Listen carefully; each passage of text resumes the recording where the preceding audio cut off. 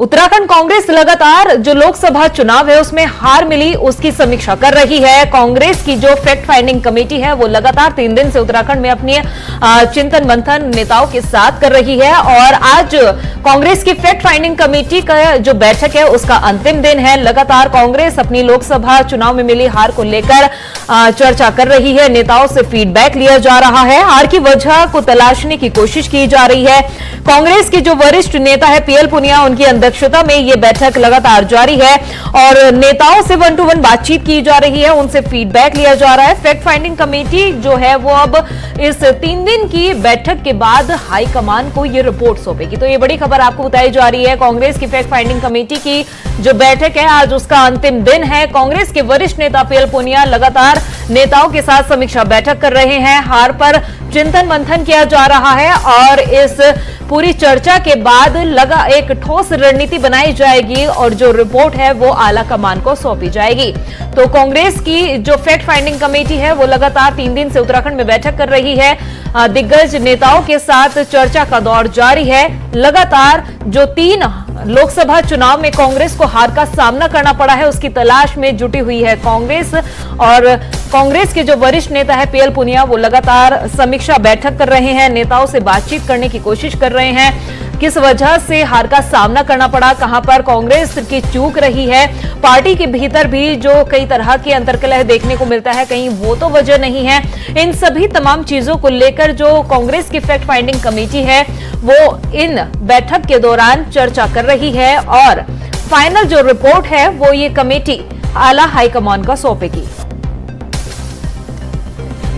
तो ये बड़ी खबर आपको बताई जा रही है। कांग्रेस की बैठक लगातार जारी है, हार पर समीक्षा की जा रही है और इस चर्चा के बाद, इस चिंतन मंथन के बाद पार्टी जो है वो आला कमान को अपनी रिपोर्ट सौंपेगी, जिसके बाद एक ठोस रणनीति बनाई जाएगी और उस ठोस रणनीति के तहत ही अब कांग्रेस जो है आने वाले दिनों में मजबूती के साथ मैदान में उतरेगी। तो ये बड़ी खबर आपको बताई जा रही है। आज कांग्रेस की फैक्ट फाइंडिंग कमेटी का आज आखिरी दिन है, लगातार वो बैठक कर रही है। 3 दिन से ये हार पर समीक्षा बैठक की जा रही है, जानने की कोशिश की जा रही है कि कांग्रेस की आखिर कहां चूक रही जिसकी वजह से कांग्रेस को 2014, 2019 और 2024 के लोकसभा चुनाव में हार का सामना करना पड़ा। 5 लोकसभा सीटों पर कांग्रेस को हार का सामना करना पड़ा है, जिसकी वजह से अब लगातार कांग्रेस 3 दिन से हार की समीक्षा भी कर रही है। और इसी मुद्दे पर ज्यादा जानकारी के लिए हमारे साथ जुड़ चुके हमारे संवाददाता सुशांत सिंह। सुशांत, आपसे जानना चाहेंगे कि कांग्रेस जो अपनी हार की समीक्षा कर रही है, आज उसका अंतिम दिन है, क्या कुछ सामने निकल कर आ रहा है फिलहाल?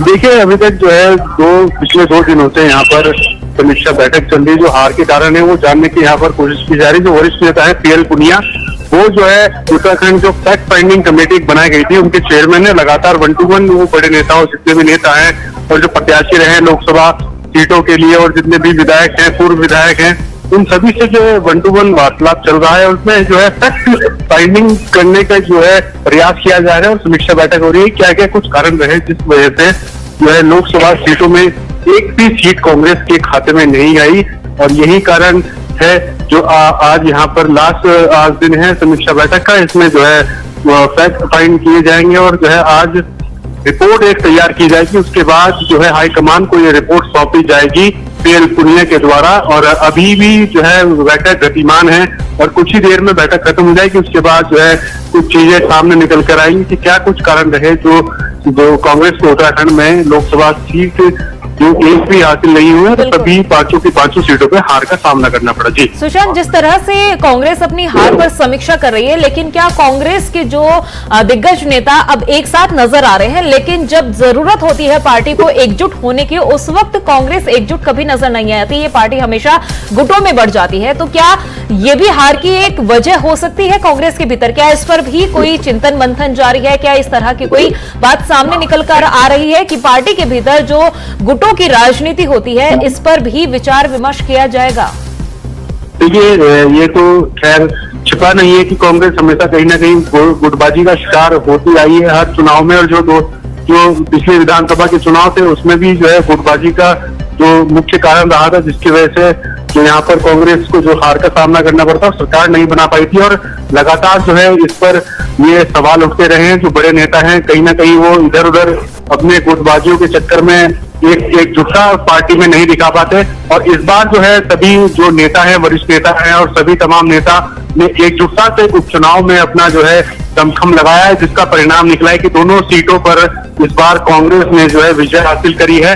और यही सवाल जो है कुछ विधायक भी उठा रहे थे। जब हमने उनसे पूछा, उन्होंने कहा है कि ऐसी समीक्षा बैठक हमेशा जो है कहीं ना कहीं कुछ समय के अंतराल में होनी चाहिए, ताकि समीक्षा बैठक से जो है जो चीजें निकल कर सामने आए, जो कोई भी दिक्कतें और परेशानी जो पार्टी के भीतर होती हैं वो निकलकर सामने आती है। तो समय समय पर ऐसी समीक्षा बैठक अगर होती रहे तो कहीं ना कहीं जो गुटबाजी है और जो अंदर कलह जो देखने को मिलती है वो दूर हो पाएगी। और कहीं ना कहीं एकजुटता से सारे कार्यकर्ता और जो भी नेता हैं वो काम कर पाएंगे पार्टी के लिए। और परिणाम अगर एकजुटता के साथ रहेंगे तो वो कहीं ना कहीं अच्छे निकल के आते हैं, जैसे कि इस बार के उपचुनाव में देखने को मिला है। जी प्रियंका, तमाम जानकारी के लिए बेहद शुक्रिया।